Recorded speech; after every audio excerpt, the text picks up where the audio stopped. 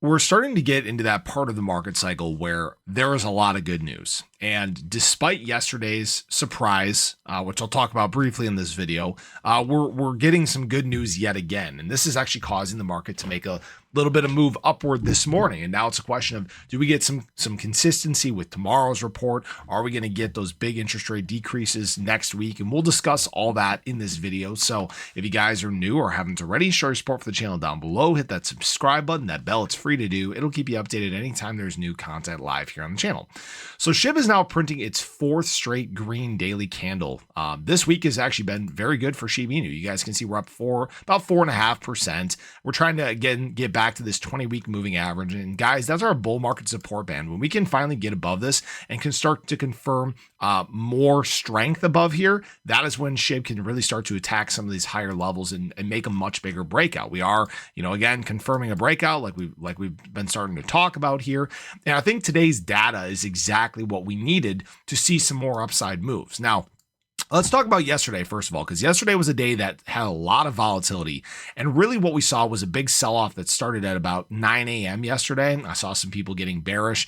Really wasn't much of a reason for it, but the reason why for the sell-off, but the reason why we saw people getting negative and bearish is because we had this big jobs revision that took place basically from the period of April of 2024 through March of 2025. There was a 911,000 job report reduction. So basically they were reporting numbers that were way too high during that period of time.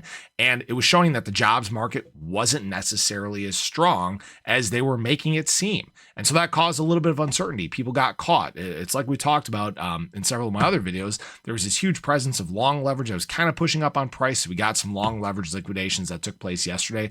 But frankly, that didn't matter because if anything, that just confirmed that we need big interest rate decreases. And it now even made it higher likelihood that we're going to get a 50 basis point decrease come next week's FOMC meeting. So that's a very big deal. And the markets are starting to realize this because after the drop, what do we see?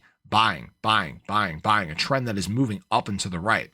And what we saw this morning was some data that, again, shows us, one, that we still need an interest rate decrease, but two was actually a little bit of confidence for the market because what we were actually expecting this morning was almost got ahead of myself. What we're actually expecting this morning was the PPI to actually increase by 0.3%.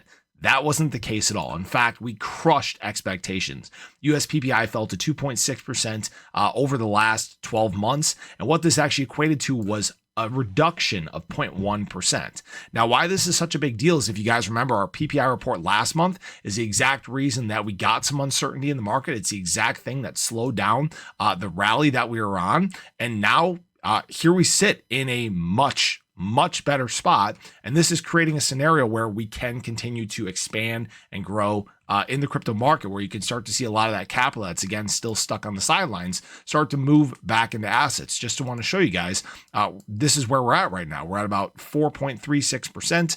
We almost got to the lowest low we have seen since all the way back here at the end of August. So we're starting to basically get back on track. And now what we need is obviously a good CPI report tomorrow. We need that data to basically echo what we saw in the PPI report today. It's kind of a weird week because the data's flipped.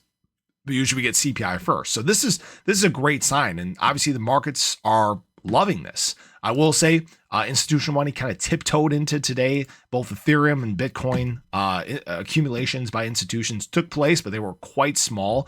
In fact, what we saw was BlackRock adding $169 million worth of BTC, actually only adding $44 million worth of Ethereum. So we're still seeing a lot of the consistent fundamentals for SHIB and across the crypto space. And now it's a question of, what kind of push do we get heading into tomorrow? But we're seeing the things that we need to see for the market to start opening up in a bigger way, to have that confidence necessary for SHIB to start setting some higher highs. But I think, again, a move above this 100-day confirmed move would be a very big deal. We've done these kind of breaches several times here recently and gotten rejected back down below it. So hopefully between today and tomorrow, we can build some momentum, start to try to attack this 200-day moving average and hit some prices that we haven't seen since basically the middle of August. So that's kind of where we're at. We're seeing high volume. I would expect still a lot of volatility as the day progresses, but I appreciate you guys as always. I hope you enjoyed the video. Let me know your thoughts below, but have a great day. Catch you guys in the next one. Take care.